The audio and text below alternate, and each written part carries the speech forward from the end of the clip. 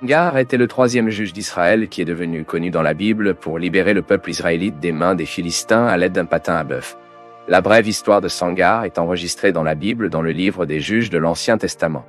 Et dans cette vidéo, vous saurez tout ce que la Bible dit sur qui saignait. Selon le texte biblique, Sangar était le fils d'Anath. Le sens de cette référence est discuté parmi les chercheurs. De nombreux interprètes bibliques considèrent que Lana n'était pas spécifiquement le nom du père biologique de Sangar. Certains commentateurs pensent qu'Anath pourrait être la désignation d'un lieu. En ce sens, beaucoup suggèrent que cet endroit peut être Beth-Anath, qui se trouvait sur le territoire de la tribu Naphtali. Si tel est le cas, alors cette référence peut signifier que Sangar était un habitant de cette terre et appartenait probablement à la tribu de Benjamin, bien qu'il ait peut-être une origine étrangère, car Béthiana était une ville habitée par les Cananéens qui n'ont pas été expulsés par les hommes de Naphtali. D'autres chercheurs suggèrent la possibilité du fils d'expression d'Anath, attribué au saignement, pour être une sorte de surnom de guerre. C'est parce qu'Ana était le nom d'une guerre de guerre à Canaan. Mais la faiblesse de cette hypothèse réside précisément dans le fait qu'il serait étrange qu'un juge d'Israël soit acclamé comme quelqu'un lié à une déesse païenne de la guerre. Cependant, ceux qui défendent cette possibilité soutiennent que l'association entre Sangar et la déesse Nati, qui aurait donné naissance à son surnom de guerre, a peut-être été établie par les Cananéens eux-mêmes. C'est parce que, comme il y avait des Cananéens qui habitaient parmi certaines tribus israéliennes, il est possible que la réputation d'un sangle en tant que héros de bataille ait pris ces peuples étrangers et même des Israélites idolâtres le voyant comme un guerrier protégé par la fausse déesse Anath.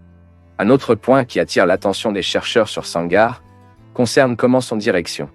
Le chapitre 3 du livre des Juges rapporte que Sangar est apparu après Eudes, comme nous le lisions au verset 31, où le texte biblique dit « Après qu'il a été Sangar, fils de Lahat, qui a blessé les 600 hommes des Philistins avec une garde de bœufs.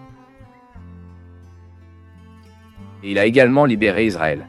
Cependant, dans le chapitre suivant, dans les Juges 4, le texte biblique établit un lien direct entre la mort d'Eudes et la décomposition des Israélites qui ont abouti à l'oppression du roi Jabin et la libération dirigée par Déborah, sans mentionner la période de direction de Sangar. De plus, dans la chanson de Déborah, dans les Juges 5, il y a une brève référence à la vie des Israélites au temps du Sangar. Le texte biblique dit que les jours du Sangar, les routes ont été désertes et que les voyageurs ont parcouru des chemins tortueux. Le texte indique également que les villages d'Israël ont été abandonnés jusqu'à ce que Déborah se lance par une mer en Israël. À ce sujet, le texte biblique enregistre. À l'époque de Sangar, fils de l'époque de Jaël, les routes étaient désertes. Ceux qui ont voyagé ont suivi les chemins de torsion. Ils avaient déjà abandonné les paysans d'Israël. Ils avaient déjà abandonné. Jusqu'à moi, Déborah, je me levais. Il s'est levé une mer en Israël. Quand ils ont choisi de nouveaux dieux, la guerre est venue aux portes. Et il n'y avait pas de bouclier unique ni de lancement parmi 40 000 d'Israël. Cette description, bien sûr, indique un scénario de dévastation. Les routes n'étaient pas en sécurité car il y avait de nombreux oppresseurs et pillards étrangers. Les villages étaient également déserts, peut-être parce que les gens avaient peur, et ont cherché des villes fortifiées pour vivre. Et certains interprètes bibliques ont compris cette description dans le chant de Déborah comme le portrait d'un leadership raté de Sangar, qui a entraîné une forte domination étrangère en Israël. Mais la plupart des chercheurs de l'Ancien Testament n'ont généralement abordé cette image que comme une indication que Sangar a jugé Israël pendant une très courte période, un certain temps entre la fin de la vie d'Oud et l'apparence de Déborah. Et de cette manière, le bref leadership de Sangar n'a pas pu changer de manière significative la vie des enfants d'Israël.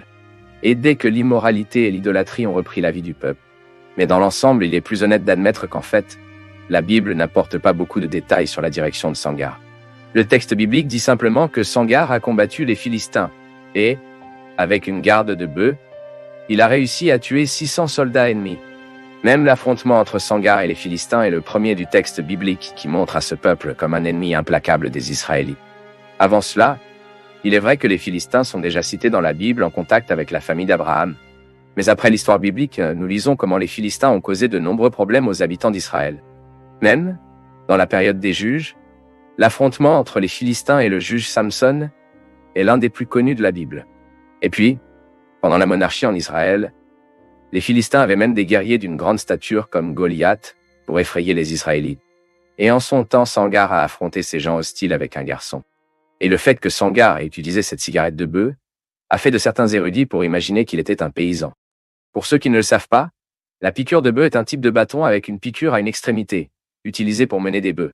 Mais d'autres interprètes bibliques voient dans cette description la preuve qu'à cette époque, les Israélites n'étaient pas préparés, qu'il n'y avait même pas d'armes appropriées pour la défense, afin que les outils courants soient improvisés au combat.